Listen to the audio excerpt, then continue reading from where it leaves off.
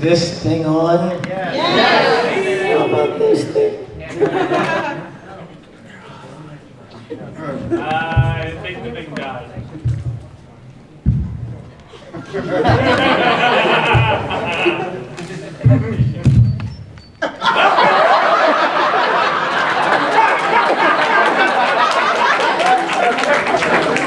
It happens to me every time, I swear. I'm in the market, I'm shopping, and I'm like, okay, avocados, okay, all these feel fresh. And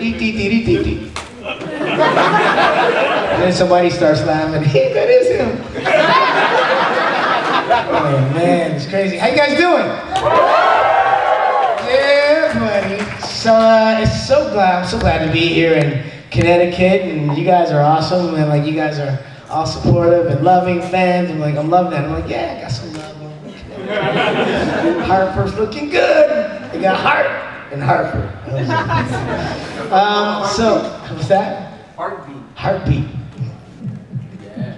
Come on, heartbeat. You got that. There you go. Flavor. There it is. So, all right. So I guess I don't have anybody here talking with me. So I guess I'm just doing it all on my own. It's all good. So let me tell you a little bit about myself. My name is Walter Jones, and Walter Emmanuel Jones. In fact, I have three names. I'm named after my dad. His name was Walter Emmanuel Jones as well. I am Walter Emmanuel Jones II because they didn't want to call me Junior. My mom was like, he's not going to be a junior. He's the second. Okay. So I got like a shortcut or something. I don't know. I was born and raised in Detroit, Michigan. Detroit City. Yep. And didn't really know I was going to grow up to be an actor. I was always interested in acting. I think I got my start, my interest starting in church, like in church, and they were like, okay, somebody's gonna read Psalms 100, right? So I was like, I'll read it, and I would read it, and then they would have the Sunday church plays where, we had to be different characters, and I would do that, and everybody was like, oh, you were good.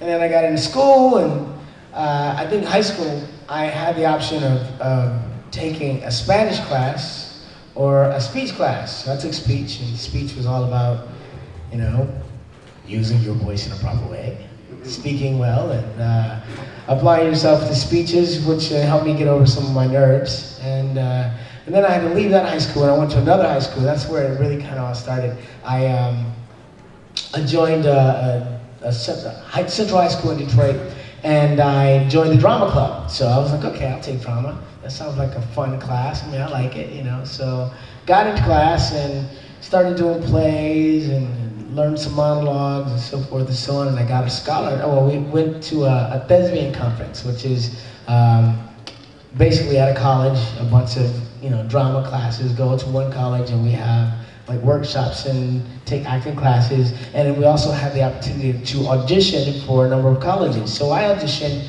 for, I don't know how many people were there. There were like 30 representatives for college, and I auditioned, did my monologue, and one day they had an assembly in high school.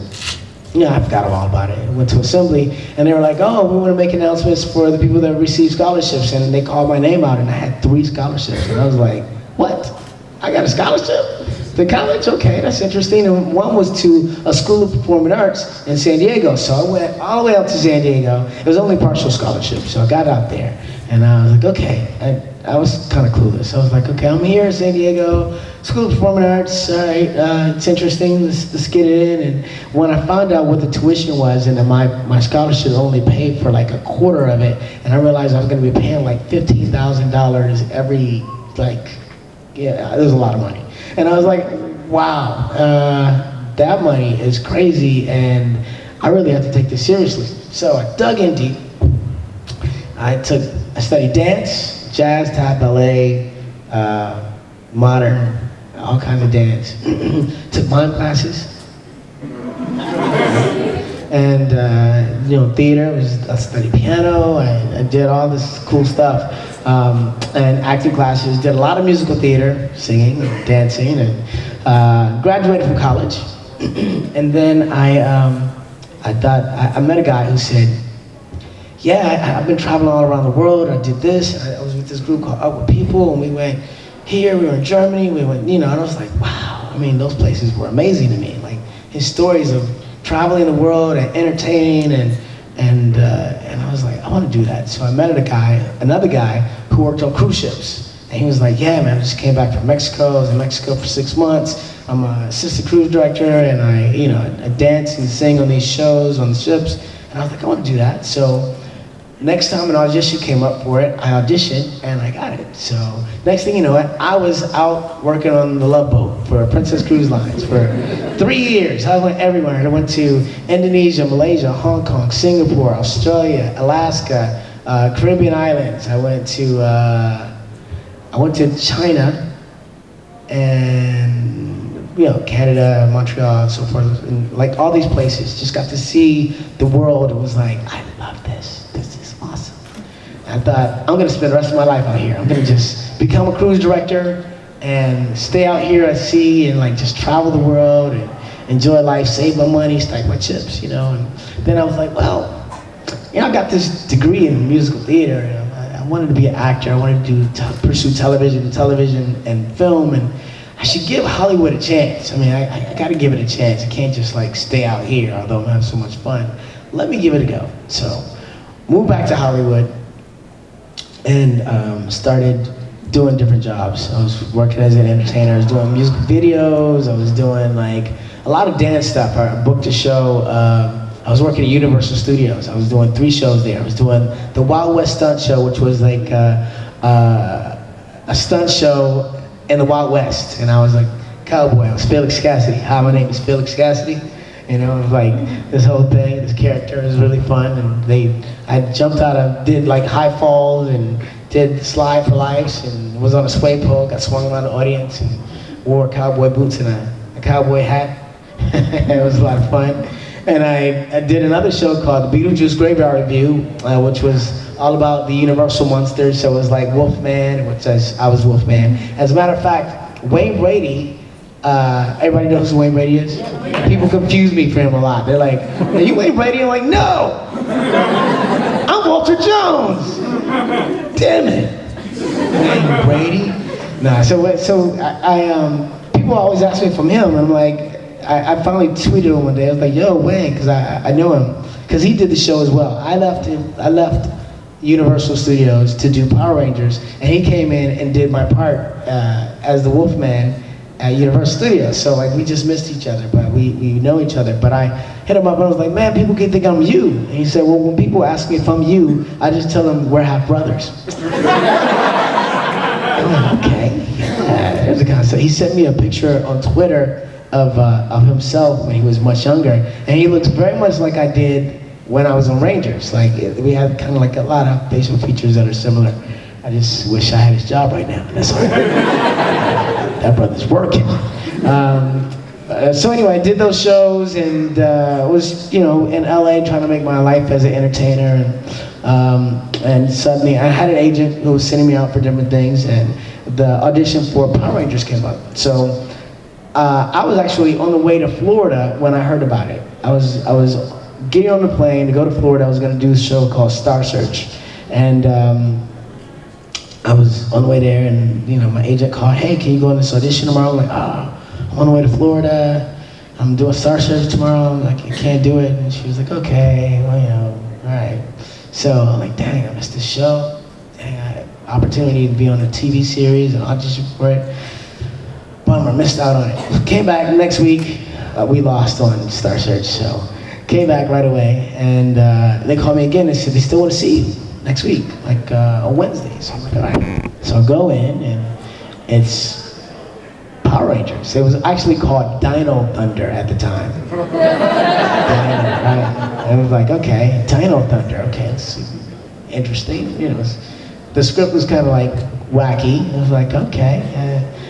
You guys have seen the pilot? You guys have seen the pilot, right? The lost episode, right? So like when I'm walking in, how many times do I say what's up? I think anybody counted? I'm like, what's up, what's up, what's up, what's up, what's up, what's up, what's up, what's up, what's up? I was like, I saw that in the script and I was like, are they serious? Zach skates in on the skateboard. He's saying what's up to everybody. Everybody's giving him a high five. Obviously, he's popular, right? And he's even skateboarding on the diner, on the table, on the bar. I'm like, that sounds weird. I remember talking to the director going, I don't really have to skate on the bar, right? I don't have to do that. Like, he's like, okay, we can just say what's up. Okay. So, interesting, but we did the pilot. The script was kind of strange. Finished the pilot, and it was like, okay, after the audition process, which was long, we did the pilot, took it home to my family in Detroit. Hey guys, I did a television show, I'm working on the show, got hired, I'm going to be doing 40 episodes. We did a pilot, let me show it to you. Here it is. Watch the show. At the end of the show, they're like, yeah, that was, that's a good start. That's like, that's a good starting off point. That's nice, it's kind of quirky. And I was like, yeah, I know, it's a kid show, so hopefully it'll do, something. Cut to a year later, Power Rangers everywhere. It's like toys, pogs, and trading cards, pajamas, like everything's everywhere. It's like, wow. Okay, who knew? Nobody knew. I didn't know. I didn't know it was gonna happen. And can I tell you how excited I am that I did that show, and here it is, almost 21 years later, and you guys are all here to support and say hello, and God, I'm so appreciative of you guys. As fans, give it up to yourselves. Because the reason I'm here is because of you, And that's amazing. I've done a lot of work. I've been acting for, professionally since I did Power Rangers for 20 years. And I've done a lot of things. I've been in, like, Moesha, I was on Sabrina the Teenage Witch, I did Family Matters, Parenthood, I did, like, NYPD Blue, CSI, I was on a show called The Shield, which won a Golden Globe and an Emmy, with Michael Chiklis, who also won a Golden Globe and Emmy, not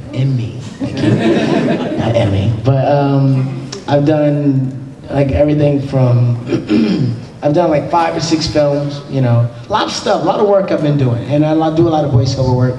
But it's amazing to me that over this 20-year period, even when I was working on, at one point I was working on a drama, The Shield, and I was working on a comedy, which I can't remember the name of right now, but I was doing, like, I was recurring on 2 shows. I was working, I'm like a working actor, I'm doing my thing. I got 2 shows. I was on an Aaron Spelling show at one point. All these cool things I've done, and people stop me and go, I know you. Where do I know you from? And I'm like, yeah, Moesha? They're like, no. NYPD Blue? Mm-mm. CSI? No, I don't watch that. The Shield? No. I did a show called The Power Rangers. The Power Rangers! And I'm like, wow, that's crazy. I'm like, okay, so now I don't do that anymore. Now people go, you look for Power Rangers. And like, oh yeah, okay. So I'm like, just got to the chase, here we go. I'm like, I've done a lot of work, but what you know is that. But and people wonder, is that bad, or do you feel weird about that? And I think for a minute I was like, man, I've done so much more in my career. I've expanded my characters, and I have a wide range of characters that I can play. And I'm only known for that kids show that I did 20 years ago, and not only known, but mostly known. But the truth of the matter is, you can't compare it. I mean, I got comic books. I got video games, I got pods, I got, like trading cards. There's so many things that, any other show would have to have all that more in order for it to have the same effect. It's in 40 countries around the world. Which means that I can go, and I have gone to different places, including Africa and Dominican Republic and various other places where I don't even speak the language, and the fans are like, hey, Zach! I'm like, wow, okay. I was in Dominican Republic, and I had a bunch of kids outside of I was staying at my friend's house, and the word got out that I was there, so there were like kids outside of the house screaming at 7 o'clock in the morning, Zach! Zach! Zach! In Spanish, no, Zach! So I finally get outside, and they're like, they're trying to talk to me, and my friend's like, hey, listen, he doesn't speak Spanish. And the kid said to him in Spanish, what are you talking about? He speaks Spanish every day on TV. And he was like, I guess you got me there. And I was like, what do you do? How do you explain that? It's like, it's not really his voice. It's sub-dub, it's dubbed in, and like they did it in a different language, but the fact that that is the case, that I've lived in the homes of so many people in 40 countries around the world, is amazing to me. At one point, after I left the Rangers, I had the opportunity to go to Michael Jackson's home, to Neverland Ranch. yes, Neverland Ranch. And it was, Michael wasn't there, unfortunately, so I was bummed about that. I was like, man. But what he did do is, I guess every year he brought like 200 students or kids from different countries to come and hang out at Neverland Ranch. And so they would have a day full of riding the rides and, you know, amusement park and watching movies in his theater, so forth and so on. And I was invited with Brighton McCure to go and just be there. So there are all these European kids, like German, Swiss, German, like all these languages, Russian, I couldn't speak to them. But they're like, they all knew who I was, and I held their hands and walked around with them, and we went and rode rides and watched the giraffe and the chimpanzee, and like all this was at Michael's place, and it was like an amazing day with no talking. Like, I can't talk to you, but I can wave, you know, so. But yeah, anyway, so very cool experience. Power Rangers is and has proven to continue to be. And that's a lot. So, does anybody have any questions? Okay, if you have a question, do we have a mic set up in the audience at all? Or you just have to stand up and speak loudly? Speak loudly. Tell you what, why don't you, if you guys have a question, why not? I'll just blank. You have a question? Yes. All right. Is there any minute when you were during Power Rangers that you were just like, what's going on with this? I've had enough. Screw it. And then just walk off stage, just had enough of it. I'm sorry, repeat what you said. Basically, is there I was slightly distracted. I just heard you say, screw it. I was like, what happened? I was right here. Power Rangers during the recording of it that you were just like, the hell with it, and just wanted to walk off the stage because it was so much of a pain. Well, Besides the peace conference, right? Peace treaty, whatever that was. You know what? There were some weird things about Rangers that happened, and made me go. I never wanted to walk off the show. I was never like, I'm not taking this anymore. I gotta go. I never had that feeling, but I did have a couple of like, oh my God, is this really happening? Moments like, there was one point where it was like, we had to film something, and they decided to go down at Venice Beach and do it. We didn't have a permit to shoot it, so it was like this rebel shooting. It was like we had to jump out of the van, shoot the scene, jump back in the van, and go. It was like, you know, it was like, hurry up, they're coming! It's morning time. Okay, you know, it was weird. It was like, okay. And it was like, are we really doing this? But it was a non-union show, so on non-union shows, things like that happen. You know, they take the cheapest route to do everything. So. But that was trippy. I was like, okay, we are on a show that's made $1 billion in the first year, and we are sneaking to film. That's interesting. It is what it is. Next question. Blue, yes. All right, how about some contrast? What was your favorite moment on the show? The old favorite moment question.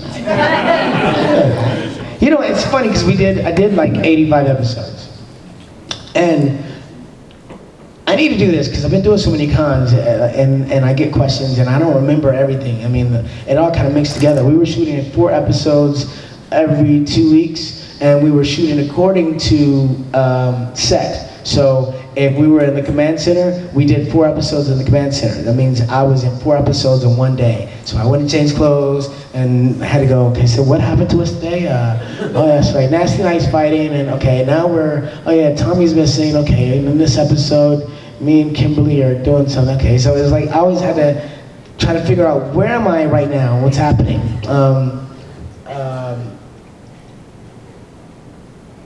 I lost my train of thought. Favorite moment, right. So there were so many moments that some stick out. I mean, some of my favorite moments is the episode we did, Food Fight. That was amazing because can you imagine a day of going to work? You're like, I'm going to work today and all I'm going to do is have a food fight. That's all it is. That's what it is today. It's like, you're like, comb your hair? Why do that? You're gonna have a food fight, you know? Deodorant? You don't need that. You're having a food fight, you know? Like, it was like, I'm gonna be dirty all day anyway. I might as well just, you know, just live in it, you know? So, that was a lot of fun, that episode, because nobody was safe. I mean, we got everybody. It didn't matter if you were on the show, if you were coming to visit the show, if you lived down the street from the show. We were like, we got you. We were driving by people with hot dogs. Food fight. Nah, it was a fun day. And then we had lots of amazing moments. Another amazing moment that sticks out, and I talk about it all the time, is we did a live show at Universal Studios, which was supposed to be this small show. It was supposed to be like this, it was supposed to be in the Wild West Stunt Show Theater, which is where I used to work, right? And it probably holds, I don't know, 1,500 people, okay? So we're gonna do the show in that area, and then that morning they're like, oh, we had to move the show to the Universal Amphitheater, which holds like 5,000 people or something like that, and because there were too many people that wanted to come. So we're like, oh, okay. So we get there and they're like, okay, it's crazy.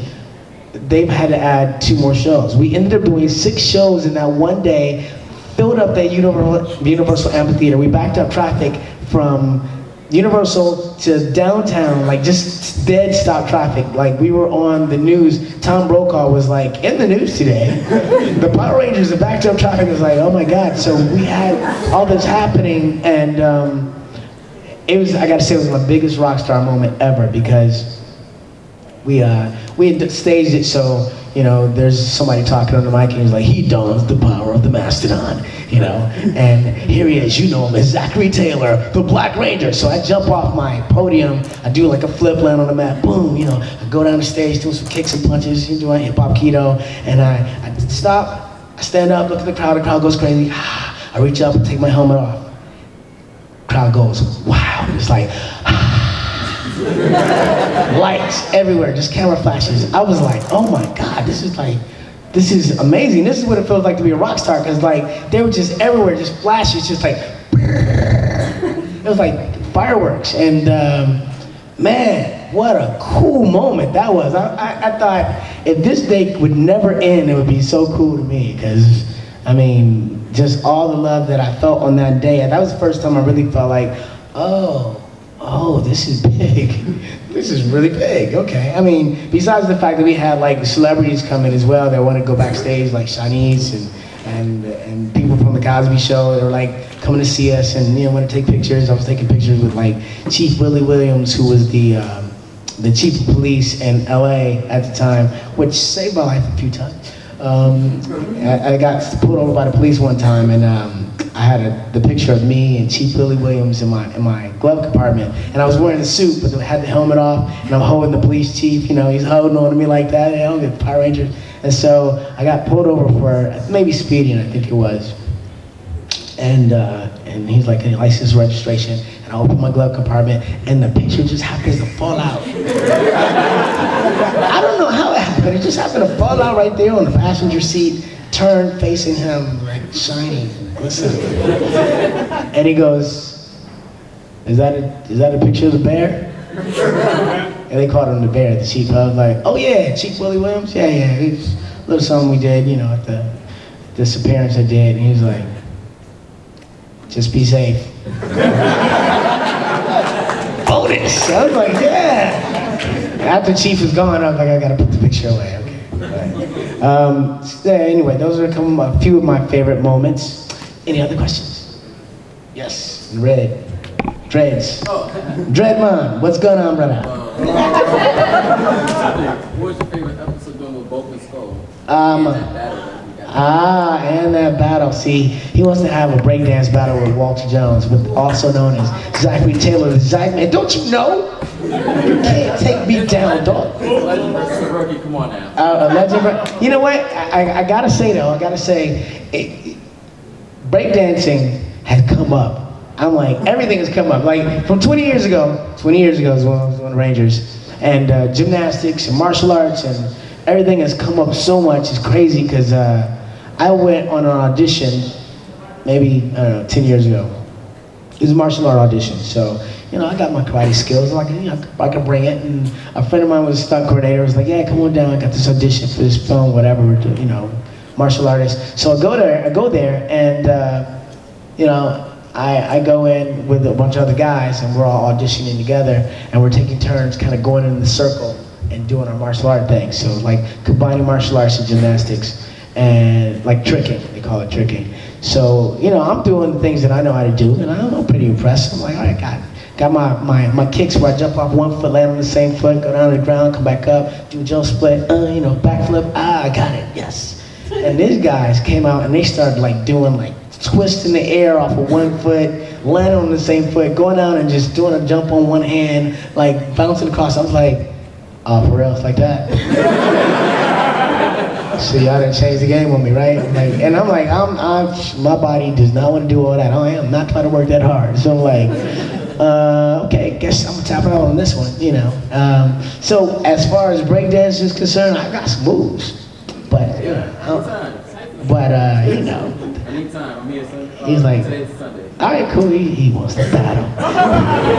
He wants the battle. What was your question? You had a question. What was the question? Your favorite episode doing with Bulk and Skull? Oh, Bulk and Skull. And those guys are hysterical. Bulk and Skull. I mean, they were always consistent to the show, right? And to see them grow, because in the original pilot there was another Skull, another guy that played Skull, and he was more scary. He was like he was darker, I guess. He was more mean. Whereas when Jason Arby came in, he was goofy and really comedic, you know, and those two together found such an amazing chemistry and timing, and even now when you see them together, they just work off each other like peanut butter and jelly. It's amazing, and very talented guys. I think one of my favorite episodes with them, I think maybe it was my dance off with Bulk and the Juice Bar, where I'm like, you know, there was a lot of memorable things about that particular episode, because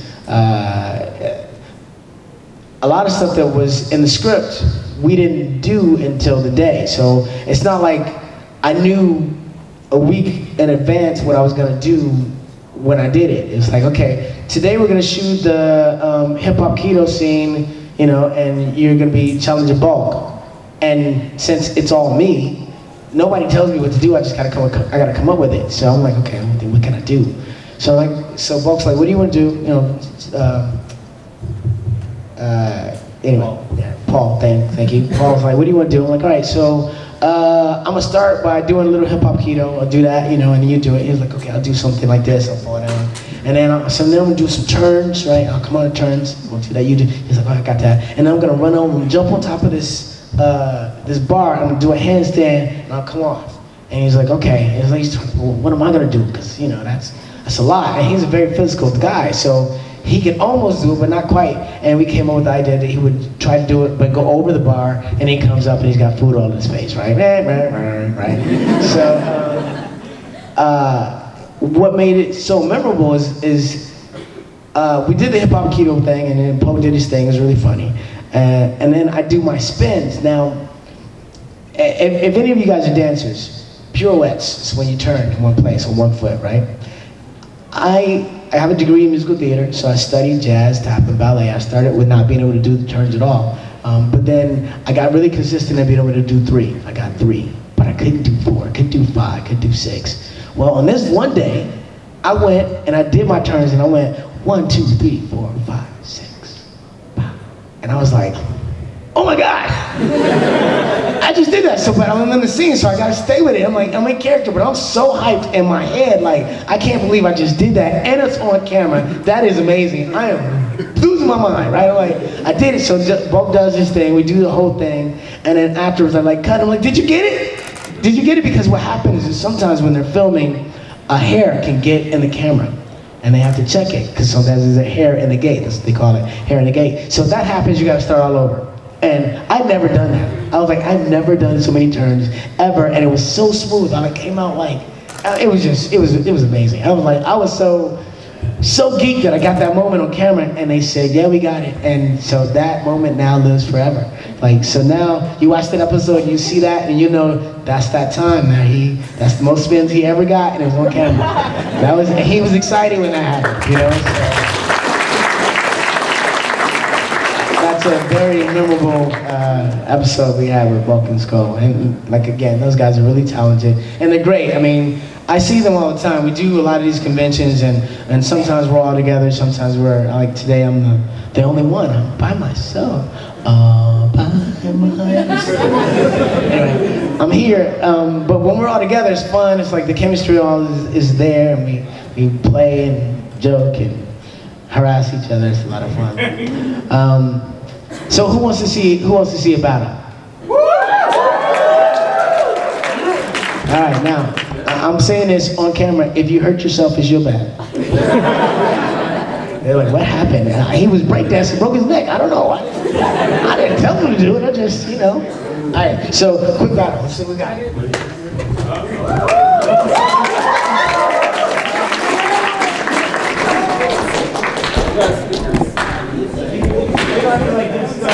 Get somebody.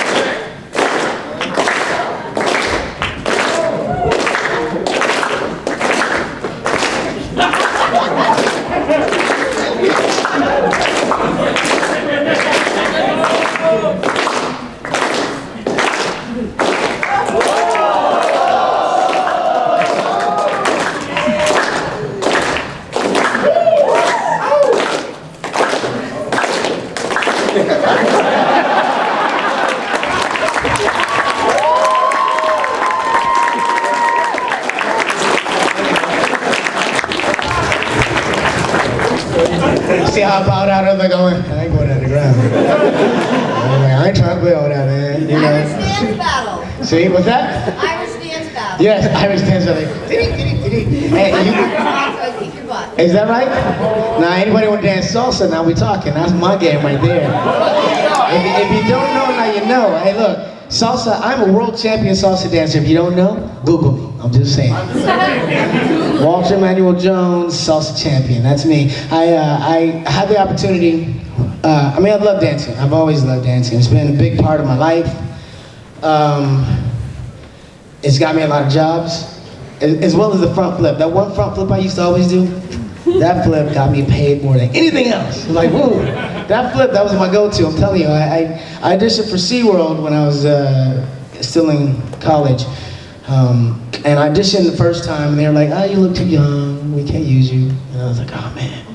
So, the second time I auditioned, I was like, I gotta really put on the show this time. And the last time I auditioned, I didn't get it, I gotta get it this time. And so I did this thing where I would like, they're like, so can anybody do gymnastics? I'm like, okay, you know, everybody goes up, I go up, pull on my hand. So I go up, and I'm like, hi, my name is Walter Jones, you know, whatever, we're gonna do a flip.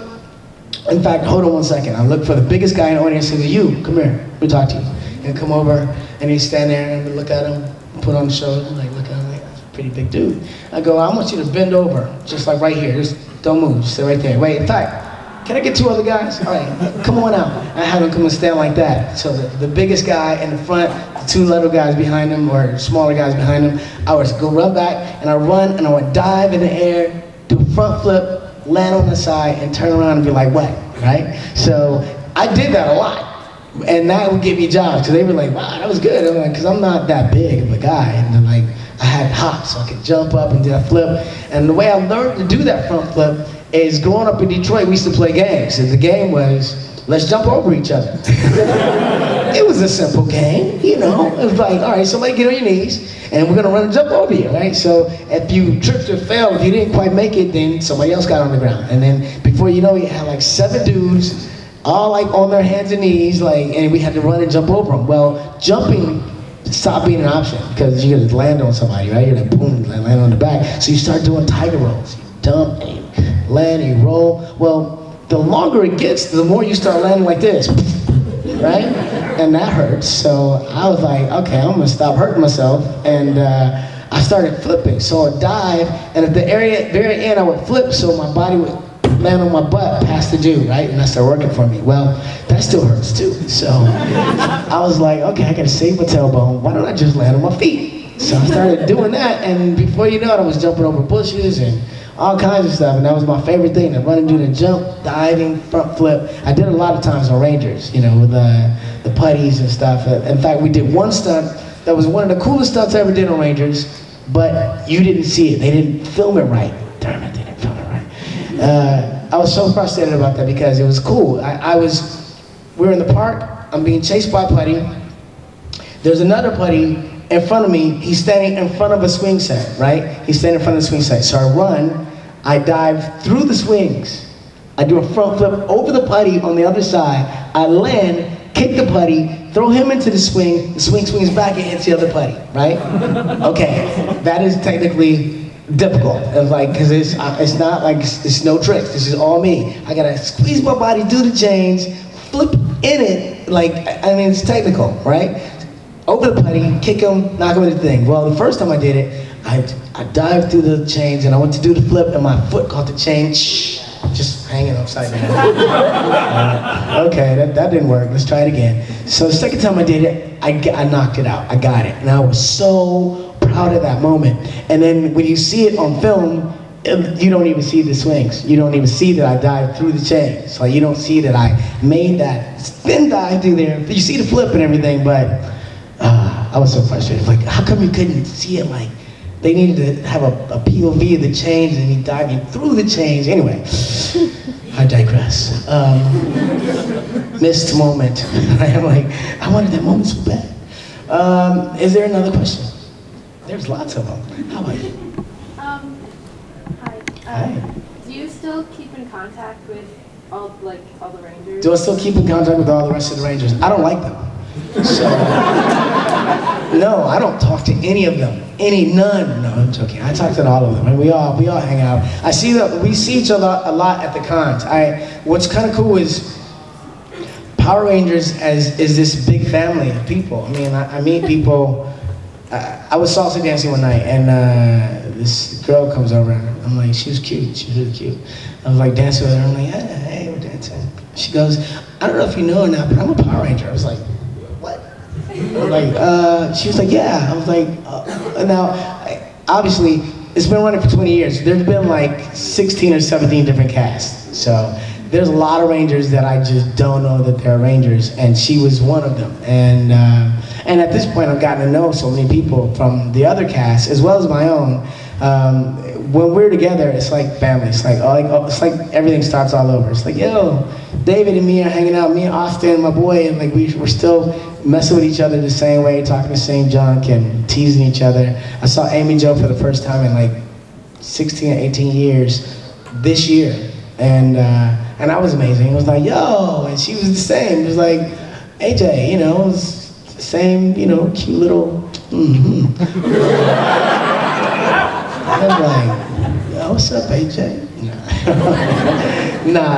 But you know, it's all family. The only thing that I regret is the fact that Twee's not here with us, because you know, for us to be having this moment in our lives, in our career, and with you guys, I mean, it's odd.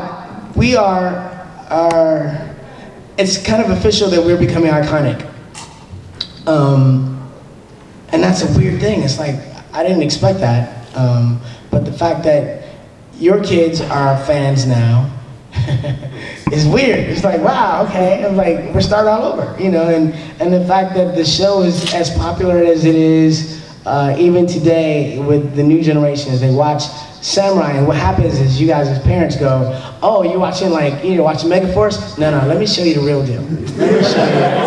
Let me take you back. Here, let me start from the beginning.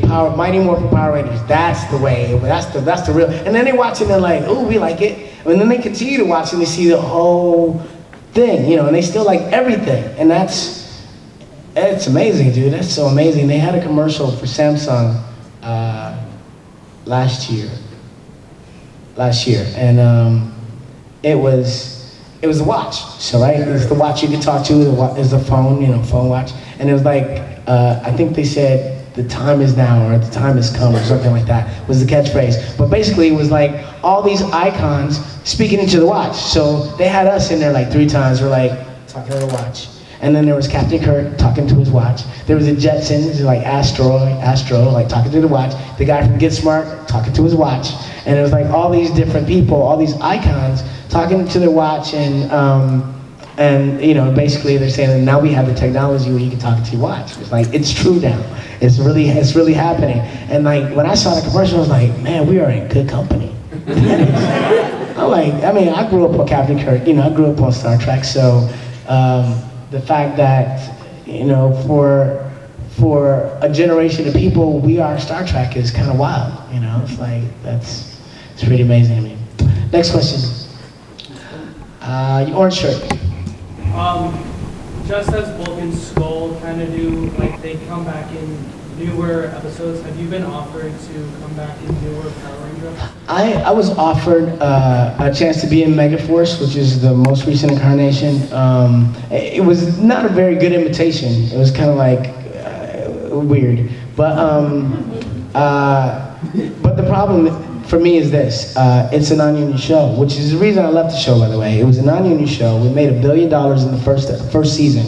$1 billion. Did you hear me? $1 billion. That's not $1 million, that's $1 billion. That's 999,999, yeah, whatever. Anyway, so that's a whole lot of millions. $1 billion, yes, it's just like extra, there you go, extra zero. But $1 billion is the first episode. We did our second season, and then after the second season, there was they were going to do the film. And they were so excited. Oh, we're going to do this film, new costume, it's going to be amazing. We already signed a contract with Fox. It's on and cracking. You guys are gonna love it. And they're like, okay, and so here's the contract. And it was like for 3 films, all non-union, and another 40 episodes, all non-union. Union, let me explain. When you are in a union and you're protected, and actors, as artists, we have our own union, which is called the Screen Actors Guild. So, Screen Actors Guild makes sure that things are done properly and the actors are treated well, meaning you can't work over a certain many hours, you're guaranteed a certain minimum amount of pay, you get residuals and so forth and so on, which is the way actors make their life, make their livelihood. Because if you, a lot of actors you'll see on television shows, even hit shows, you'll see them and you'll never see them again. It's because it's a very competitive industry. Only 15% of all professional actors, those are union actors in the union, make a living. 15% make a living. The rest of them are starving artists. I'm an actor, but I'm also a waiter. I also do this, I also do that. I do real estate on the side, but I'm an actor. And then there's only 15% make a living. I am proud to say that I am one of the 15%, but that show was a non-union show, so it didn't do anything for me. So people think I'm balling. They're like, oh yeah, you must be rich, man. I bought every toy, every I got the video game. It's like, I didn't make any of that. I got nothing on any of that. That was like, I got paid a minimum amount per episode, and that was it, period. I mean, I paid off my student loan, but it wasn't like a whole bunch of money. So anyway, I left the show to become union. Well, I left the show because I wanted it to be union. And we were negotiating for that, but in the end, the negotiations fell through, and I ended up at the peace treaty, so peace conference or whatever it was, and as well as Austin and Tweet. Is there another question? There are lots of them. Back there, red jacket. You do a lot of dancing, with the buddies and stuff. Was that built into your character when you were auditioning, or once you became that was Did they say, hey, can you snazzy it up? No, it was that was always their idea. And in the very beginning when I auditioned, by the way, I auditioned for the character Zachary Taylor. I didn't know which Ranger I was going to be. I didn't know if I was going to be Yellow Ranger, or I didn't even know what colors the Rangers were. In the end, I just happened to be the Black Ranger.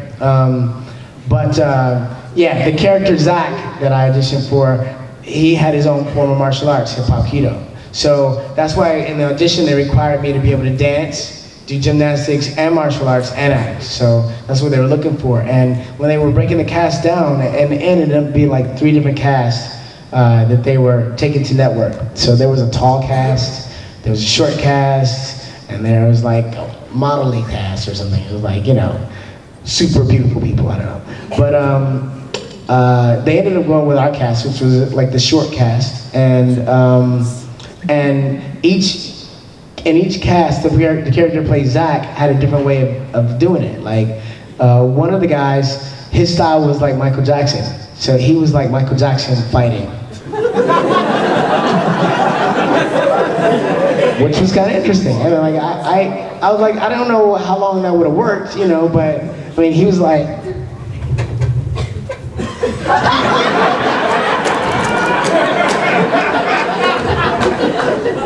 Okay, yeah, that's one way to kick buddy. I'm just saying.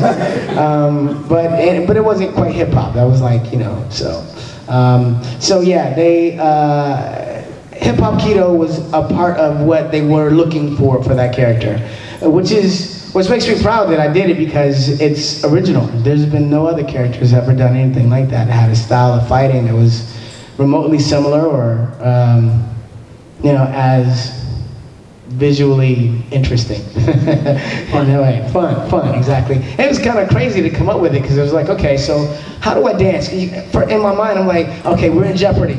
Our life is threatened. Let's dance. That's weird. It's like, you know, it's weird. Who does that? You know, like, but so I had to make it make sense for me, and I thought, okay, so it became a thing about distraction. You know, it's like, okay, watch the hand pop. You know, like, or timing. It was like, yeah, I'm gonna spin, I'm gonna go down low, when I come up, I'm gonna punch, kick, and then after I do the move, so like, it's like, you know, like Muhammad Ali doing a shuffle. It's like, that's what it became for me. It's like, okay, you don't know what's coming next to you. Here comes a punch and a kick, you know, kind of thing. But that was one of my favorite things about doing the show. Next question. Bow tie in the back. Have you ever tried to actually go into doing Marvel or DC movies at all? I would love to be part of a Marvel or DC movie. I would audition. It's a matter of auditioning. The thing is like I said, it's a very competitive industry, and I have an agent, and the agent, when the casting directors submit for what they're looking for in a character, my photo is submitted, and they go, okay, well, what about him? And so if they like it physically, or they like the resume or whatever, then they bring you in. So they may get 1,000 submissions for one part. They may see 500 people. Then only 100 of those 500 people will go and see the producers. And then the producers will break that down to like 20 people, and then it'll be 5 people, and then one person gets the job. So it's highly competitive, is what I'm saying.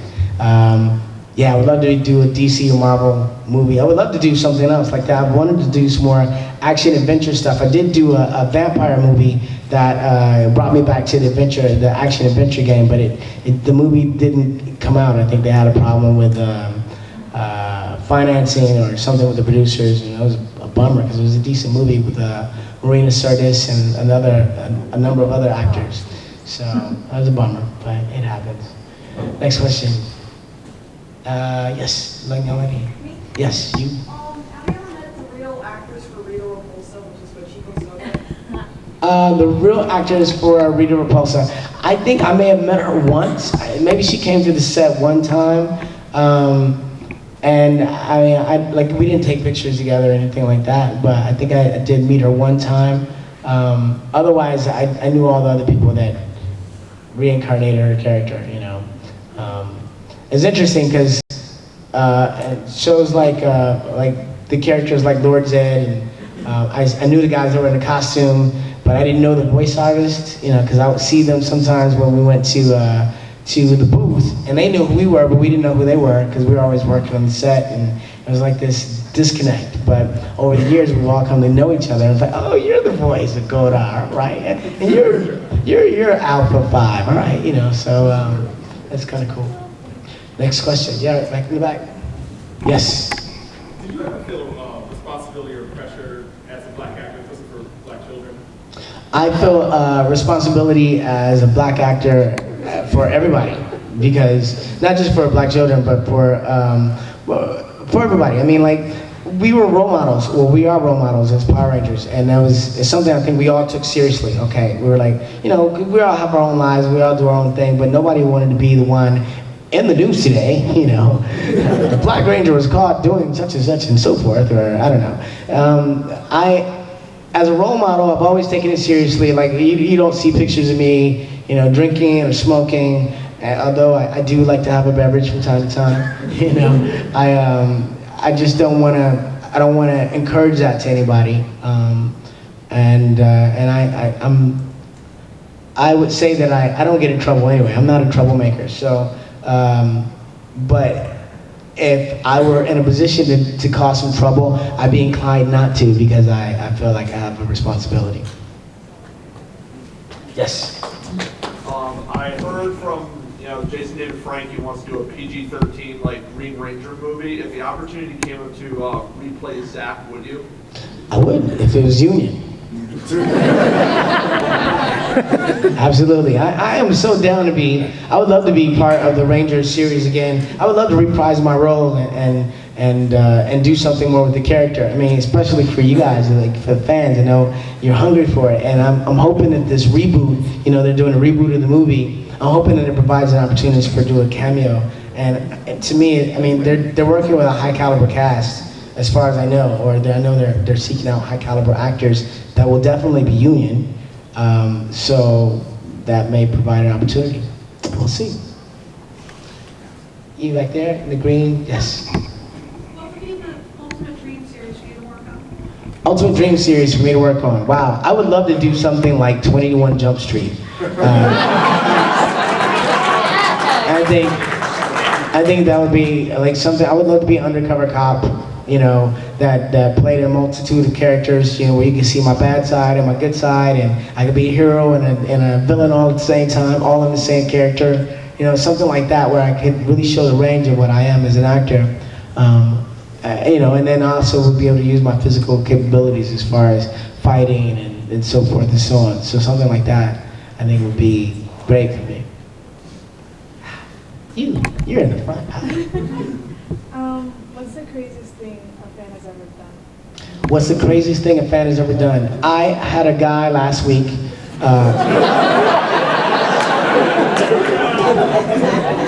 Revisit me. And, well, this guy I had met at a con before, and he broke a record for the most amount of tattooed signatures on his body. And so he came to me at a con, and he had his back full of autographs from different people, and he said, "I want your autograph on my body." I was like, well, okay. With this Sharpie? Do you want it in red or black? No. So I signed his back, you know. I didn't do a great job, actually. I was a little bummed with the way I wrote my signature. And then he got it tattooed. And so he came to the con last week, and he was like, "Hey man, you remember me? I got your name." It was like, I got the tattoo. I was like, "Oh yeah, I remember you." He turned around and he was like, "Check it out." I was like, there I am for life. Right above your belt, right above the belt. Okay, it's a good place. I was like, if you're looking for me, you can find me on that guy. There you go. Next question. Yes. So, what was it like to wear the helmet and the suit on the show? Wearing the helmet is slightly uncomfortable because it's a little claustrophobic. And if you've eaten anything like onions or corn nuts? Corn nuts. Yeah, well, you know, you're breathing hard, you're like, you can make yourself pass out. I'm just saying. It's not pleasant in there, you know, after you eat certain things. And, you know, and your visibility is a little off, you know, it's like peripherals are gone. So we didn't do a lot of stuff in the suit and the helmet. So I wore the suit for transitional purposes, you know, like we would wear it, we had to run up, and then we take the helmet off. Okay, that's what we did. We didn't do like flips, the explosions, the jumps, all the leaps. Most of that was Japanese footage from the Japanese show, which ran for 20 years before they brought the show here. Yeah, so I can't talk a lot about what it was like to live in the suit. I did wear it. I did wear the suit and the helmet. I never found it to be that pleasant. If you have to go to the bathroom, you have to ask somebody to unzip you from the back. You're like this, hurry up! Quit playing!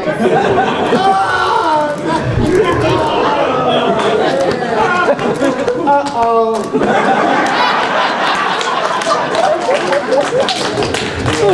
Yeah, that's a whole different thing. So, yeah, my man.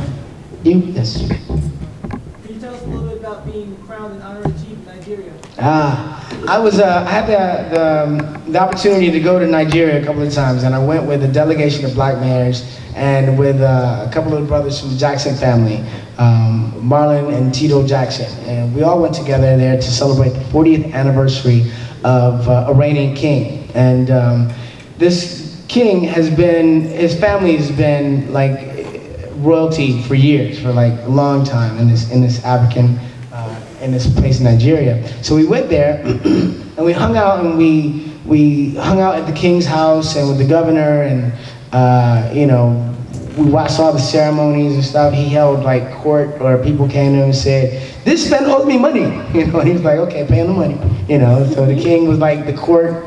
It was really interesting to be there, and while we were there, he made us honorary chiefs. So I now have a Nigerian name. I am Chief Ugomba, which means the national eagle. And that was an amazing moment for me, because considering being an African-American man, never being to Africa, and not knowing much about my own heritage, to be able to go to Africa and be honored by a king there, and I got to sit on his throne, I got to hold his scepter, I got to, like, you know, he said, "You are allowed to sit here on this throne because you left this country as a slave, you come back as a hero."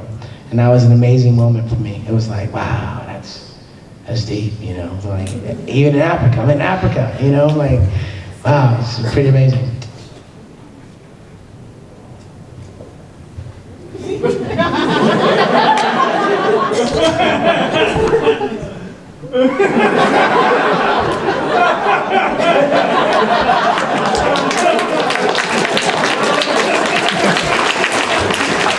He's my Secret Service. We have time for one more question. He looks nice. Yes. Well, Power Rangers is based off of a Super Sentai series, and one question I want to ask is, if you had the opportunity to meet the actors of any of the Super Sentai series, like, would you be like interested in like speaking with them about like their experiences acting on both versions of the show?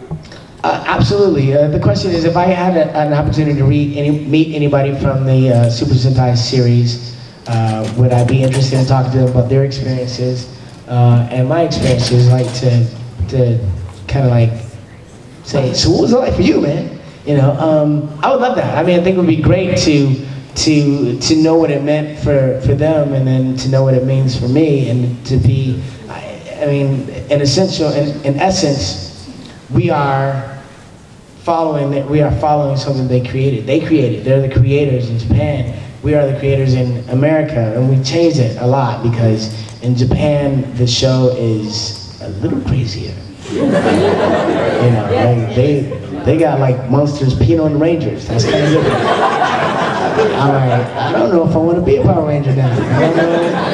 I don't want monsters peeing on me. I just don't want that. That doesn't seem like something that seems appealing to me. I don't want to play that episode. I don't want to, you know. So no, it would be really interesting, I think, to meet them and just to give praise to what they did, you know, and creating something that allowed me to create something that continues to live on like this. So I think we're almost done. I would like to do something. I would like to have you guys do something for me. We're just gonna play a little bit. I want to put something on my camera, and I'm gonna post it on YouTube. By the way, if you guys are on YouTube or Twitter or Instagram, I am Walter E. Jones on Twitter and Instagram, and Walter Emmanuel Jones. Oh, at Walter E. Jones fan page, my Facebook fan page. So follow me if you will. I appreciate it. We're gonna do this. I did a recording once before, And it never came out. It should have come out. It was fun. We did a song called The Black Ranger. And it was like, it was a rap. It was really cool. It was like, the chorus of it was really fun. It was like, it went, it's the Ranger, what? The Black Ranger. It's the Ranger, who? And there's a bunch of kids go, the Black Ranger! It was so cool, right? Like, and then I'll come in rapping, don't have an S on my chest, but don't have an S on my chest, but I'm super, wanna creep up on me, then you know after school, yeah, with a boom pow bang. Anyway, so I can't breathe. But it was cool. So let's do that. I'm gonna do this. I'm gonna say, it's the Ranger, what? The Black Ranger. It's the Ranger. Who you guys say? Black Ranger. Right, cool. So we do that a couple of times. I'm gonna get it on video. Actually, will you film this for me?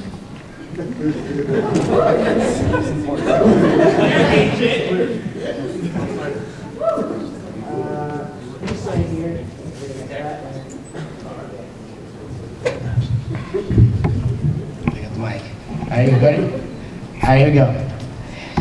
It's the Ranger, what? The Black Ranger. It's the Ranger, who? Black Ranger! It's the Ranger, what? The Black Ranger. It's the Ranger, who? Black Ranger! It's the Ranger, what? The Black Ranger. It's the Ranger, who? Black Ranger! Yeah, it's the Ranger, what? The Black Ranger. It's the Ranger, who? Black Ranger! That's right. Thank you so much. You guys are awesome.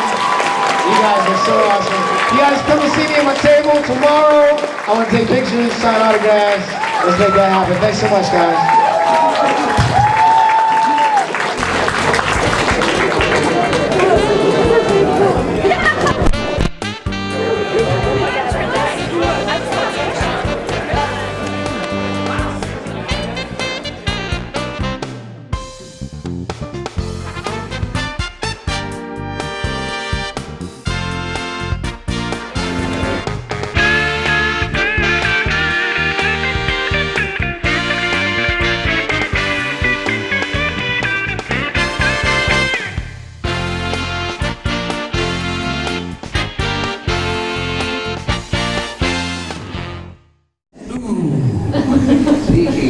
Jack?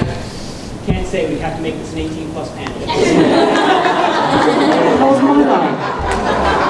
Hey! I don't need you encouraging him any further.